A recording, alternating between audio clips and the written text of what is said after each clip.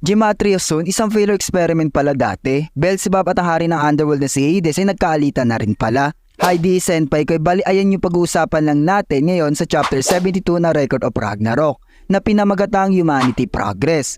By the way, please like, comment, subscribe, and share na rin para lagi ka updated sa mga video natin at para sipagin rin ako. Maraming salamat. Bago nga tayo mag-upisa, unting recap muna tayo sa previous video. Muli nga nating natakal yung patungkol sa kapangyarihan ni Nikola Tesla about sa pagmamanipula nito sa gravity inside of Gematria Zone. According pa kay Beelzebub na napakabilis nga daw ng Child of Light na ibig sa pag-pop up na kanyang Gates of Hell defense ay hindi niya mahabol. Na-explain naman ni Hermes yung patungkol kung paano na-achieve ni Nikola Tesla ang certain top speed sa isang padyak lamang. Dahil nga daw ito sa anti-gravity na pinaperform ng kanyang divine weapon na robotic suit. Dahil sa last panel na iyon ay nakita natin na nagkaroon ng bagong move na isinagawa ang Child of Light na instantly ay nadidisappear sa kanyang kinatatayuan at napupunta sa ibang lokasyon na may bilis na katulad sa speed of light or we can consider na teleportation. Sa current chapter nga na ito na pag-uusapan natin ay pinapakita ang libingan ng Child of Light. We all know naman yung reason. Dahil kung maaalala natin sa previous chapter ay diniklara ng mga tao na kakilala kay Nikola na patay na ito. Then for my opinion ay para lang protekta ng scientist sa masasamang loob na gustong nakawin ng kanyang mahalagang imbensyon. Katulad na lang ng super weapon at lalong sa time na ito ay unti-unti na ni Nikola Tesla na-achieve ang pag-create ng imbensyon na makakatulong sa mga mortal para manipulayin ng gravity. Then sa buwan ng October 28 ay nag-conduct ng experiment ang mga scientists at kasama nga dito ang mad scientist na si Nikola Tesla. Tinawag ng experiment na ito na Philadelphia Experiment at kung saan ay piniperform nila ito sa kaligitnaan ng dagat habang nakasakay sa barko. Ang main reason nga ng experiment na ito ay mag-inbensyon ng isang bagay na magbibigay sa barko na hindi agad masagap sa radar. Kumbaga magiging invisible ito sa any tracking devices ng ibang bansa, but suddenly nung mag-umpisa ang experiment at na-pull na ang trigger ay merong masamang nangyari. Binalot ng malakas na kuryente ang barko at hinigop ito ng magnetic field. Then nawala na lang bigla. Nagulat nga ang lahat ng mga taong nakasaksi sa pangyayari. Dahil ang malaking barko ay kisap mata lang ay bigla na lang nawala. Kung mapapansin nga natin mga senpai na halos same yung pattern na kuryente na pinaperform sa Philadelphia Experiment sa kapangyarihan ng Nikola Tesla na Gematria Zone. Although hindi nga lang perfectly yung pag-cube ng Philadelphia Experiment, so sa madaling sabi ay isa itong failure experiment ng Child of Light na si Nikola Tesla. Then sa dagat ng Norfolk ay may bigla na lang sumulpot na malaking barko na same ng barko ng Philadelphia Experiment. So meaning ay naging successful nga ba ang experiment ni Nikola? Ang sagot ko ay hindi. Dahil ayon sa isa sa mga nakakita ng experiment na ito simula umpisa na isang second lieutenant, ang stealth experiment daw ay isang kaibangan. Dahil kaya nga daw nito mag-perform ng instantaneous movement. Bali sa paggalaw sa malayong lokasyon ng madalian. Pero hindi daw ito naging successful sa kadahilan ng ang mga taong nakasakay daw dito ay namatay lahat at nawala. Ang kanila katawan nga ay nakadikit sa mga bakal ng barko, so definitely ay hindi kinaya ng katawan ng tao ang malakas na magnetic field na piniperform sa experiment na iyon. Kaya nagsani talaga ito na pagkawakas na kanilang mga buhay. Dahil nga sa brutal na tragedya na ito, ang Philadelphia Experiment na isang top secret project ay sinawalang bahala na lang ng gobyerno at sinunog ang lahat ng dokumento nakasulat sa top secret project. Pero this time sa current chapter sa paglalaban ni Nikola Tesla at Beelzebub ay naging successful ang instantaneous move ng Child of Light.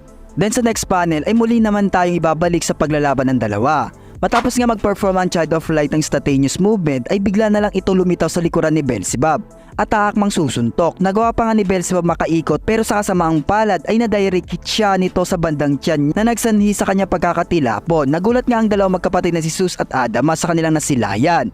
Then ito pala daw yung nararamdaman ni Zeus na para may masamang mangyayari siyang nasisense at ito pala ang sekretong abilidad ng Child of Light, ang instantaneous movement. Sa pagtilapon nga ng Lord of Lies ay nagsigawan na ang lahat ng manonood na mortal dahil nakikita nila ang kanilang representative na nagdo-dominate sa paglalaban. At kung makikita natin sa panel na ito na muling bumangon ang Lord of Lies sa kanyang pagkakatumba.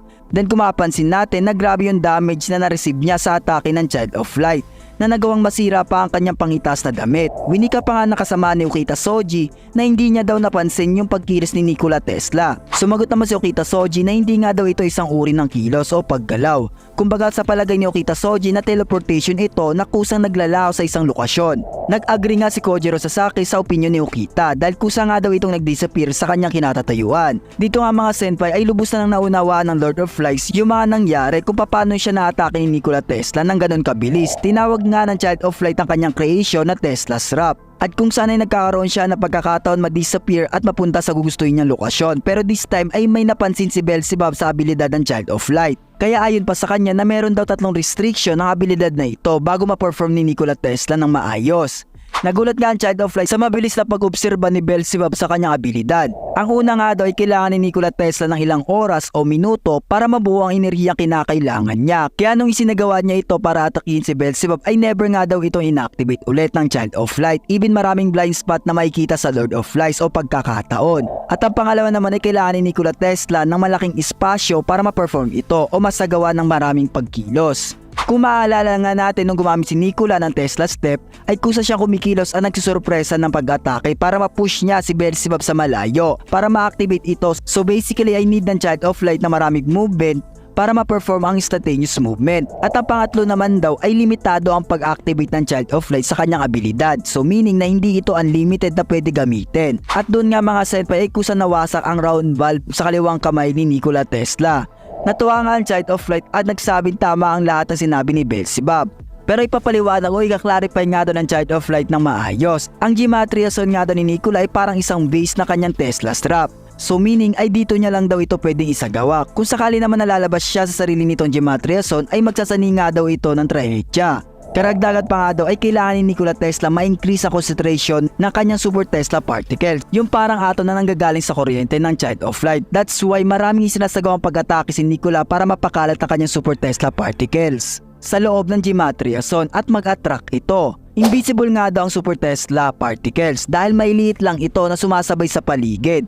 Ang disadvantage nga daw nito ay needed nga daw na 63 seconds or 1 minute and 3 seconds ng paghihintay para masynchronize sa kanyang particles na pinakawalan. At ang pangalawang disadvantage naman daw ay nagkukonsume ng super Tesla coil o yung parang round valve sa kamay ni Nikola. Kaya pala nasira na lang ng biglahan ang isang super Tesla coil ni Nikola sa kanyang kaliwang kamay.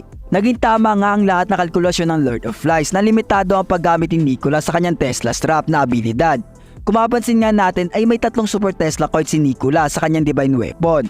At ngayong nasira na yung isa ay 2 beses niya na lang itong magagamit pa. Pero once na naubos ang lahat ng super Tesla coil ng Child of Light ay magsasani nga daw ito ng malaking problema. Sa kadahilan na pwedeng masira ang divine weapon niya na robotic suit once na na-consume niya itong lahat. Medyo nag-aalala nga ang Lord of Light sa mga sinabi ni Nikola ayon pa nga sa kanya na okay lang ba daw itong sabihin ni Nikola sa kanya. Bali yung mini-meaning nga ng Lord of Lights na isa nga daw siyang kalaban. Then kung mapapansin natin sa mukha ng Child of Light na proud pa ito at nagwika na hindi kailangan i-hold o itago ang lahat ng information lalo't nang galing daw ito sa science dahil para nga daw ito sa ikakaunlad o human progress. Bali ganun nga kaiba ang Child of Light kung usapan ay patungkol sa science discovery. Tumayo muli si Beelzebub at nagwika marami na daw sinasabi si Nikola pero nakikita niya sa katauhan ng Child of Light na isa nga daw itong interesting creature. Pero sa hindi inaasahan ay biglang sumuko ng dugo ang Lord of Lights. Napansin rin ni Beelzebub na masyadong malalim ang mga natanggap niyang pinsala. Ang sakit nga daw na ito ay muli niyang naalala way back nung nakilala niya si Hades, ang hari ng Helm. At dito nga mga senpai magkakaroon ng flashback sa nakaraan ng Lord of Lights bago niya makilala si Hades. Ang tinuturing niya parang nakakatandang kapatid sa lugar ng Demon World. Mamamataan nga natin si Beelzebub na pumasok sa palasyo ni Hades. Then ang lahat ng mga tagabantay ni Hades ay kanyang pinaslang na walang kahirap-hirap. At doon nga mga senpai nung naparoon na siya sa kwarto ni Hades ay nagtanong ang hari ng Helm kung ano nga ba daw ang pakay ni Beelzebub sa kanya. Nagwika nga si Beelzebub at tumingin ng pabor kay Hades na patayin nga daw siya nito. Kumbaga mga senpai yung makasalamutan na nakaraan ni Beelzebub ang nag-trigger sa kanya para pumunta kay Hades at amunin ito. We all know rin naman na nagpopose si Beelzebub ng 2 katauhan dahil kusang kinokontrol ni Satan ang kanyang katawan at walang awang papaslangin ang malalapit sa kanyang buhay. Para kay Beelzebub isa itong curse o isa siyang demon na dala-dala ang peligro sa Demon World. Kaya ang solusyon na naisip niya ay yayain ng hari ng Helm sa isang pagdidwelo para tapusin ang kanyang buhay. Inaccept nga ni Hades yung hamon ni Beelzebub at dito magwawakas ang chapter 72 ng Record of Ragnarok. By the way, don't forget to like and share para updated ka sa mga bagong video natin. Stay tuned lang mga senpai dahil next natin i-upload ang chapter 73 ng Record of Ragnarok. Ay lang mga senpai, paalam!